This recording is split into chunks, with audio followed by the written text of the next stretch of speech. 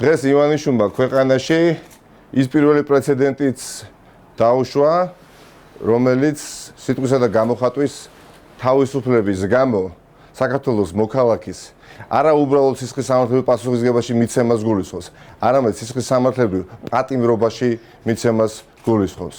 დიახაც, სიტყვისა და გამოხატვის თავისუფლების გამო პირველად საქართველოს ისტორიაში საქართველოს მოქალაქე ზვიად კუპრავა მიესაჯა პატიმრობა 9 თვით.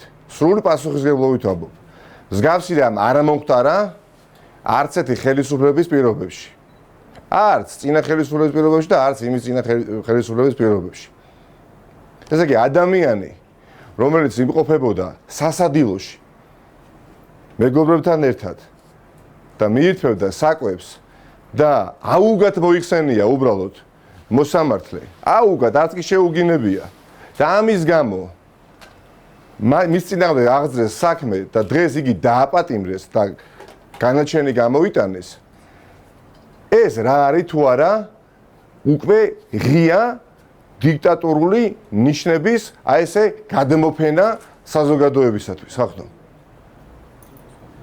ხალხი უკვე ხედავს ქართულ ოცნებას მიმართავ, ხედავს ამ წარმოუდგენელ ორმაგ სტანდარტს და ხალხი ამას გრძნობს უკვე მკაფიოდ.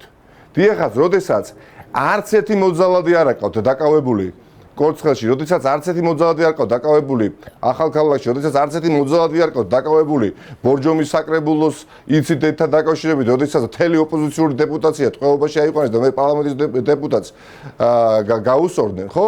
და ამ დროს უბრალოდ აუგად მოხსენიებისთვის, მოსამართლეს აპატიმრებთ ადამიანს. ეს ყველაფერი დიახაც ცეცხლთან თამაშს ჰგავს უკვე. დიახაც სისხლის სამართლის კოდექსში არის 266 მუხლი, რომელიც გულისხმობს ადამიანის სისხლის სამართლებრივ პასუხისმგებაში მიცემას, თუ კი იგი სასამართლო დარბაზში შეურაცხყოფას მიაყენებს სამართალწარმოების მხარეებს. ანუ სასამართლო დარბაზში უშუალოდ. მაგრამ როდესაც ეს მუხლი ამოქმედდება სასამართლოს დარბაზზე მიღმა, სასადილოში, რესტორანში, სატრანსპორტო საშუალებებში, ქუჩაში, პარკში, მთაში, ბარში, დიახაც, ეს არის უკვე ხახნო იმისი კაფიო სიგნალი და პრეცედენტი, რომ ხვალ და ზეგ ნიკამელია იქნება ეს, თუ დებისფერი სხვა მოქალაქე, თუ კი ქუჩაში შეაგინებს, ან აუგად მოიხსენიებს მოსამართლეს, შესაძლებლობა უჩნდება ხელისუფლებას იგი დააპატიმროს.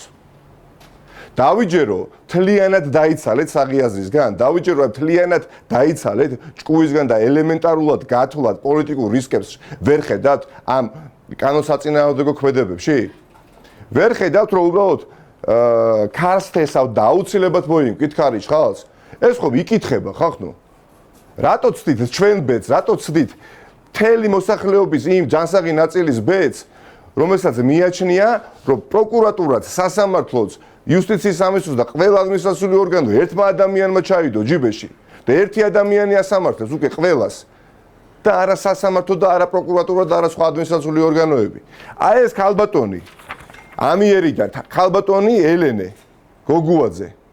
ეს ქალბატონი გახლავთ ჯალათი მოსამართლე, რომელმაც კატლეტის ჭამისა და წიწილურას ჭამის დროს ადამიანი აუგად მოიხსენებდა მოსამართლეს, ვისი დასაქმეა, ვის აგინებს, კაცო, სასადილოში საქართველოს მოქალაქე. დააპატიმრა 9 თვით ზვიად კუპრავა. და ზვიად კუპრავა გახლავთ წმინდა წყლის პოლიტიკური პატიმარი. და დრო არის ყველამ დავაფიქსიროთ ჩვენი პოზიცია. მიუხედავად პოლიტიკური გემოვნებისა, ხახნო. ეს ყველაფერი არ შერჩება ბიზინა ივანიშვილს და ეხლა სანამ ჩავერთებოდი, გავიგე ასევე სულ რაღაცა 30 წამით ადრე, რომ ნიკა გვარამიას დაუბარებიათ პროკურატურაში. პოლიტიკურ ლიდერებს ხო დაძდებთ? ყველაზე წარმატებულ ბიზნესმენებს ქვეყანაში ხო დაძდებთ და დევნით სამართლებრივად და ამით მილიარდ ზიანს აყენებთ სახელმწიფოს. და ეხლა ყველაზე წარმატებულ მედია მენეჯერებს და ყველაზე ერთ-ერთ წარმატებულ ადამიანს იბარებთ საქართველოს პროკურატურაში, იმიტომ რომ მასზე განახორციელოთ ზეწოლა და რისი მიღწევა გინდათ ამით ხახნო? რისი მიღწევა გინდათ? მაინდა-მაინც უნდა გამოვიდეს 200,000 საქართველოს მოქალაქე და კეტით გაგაგდოთ?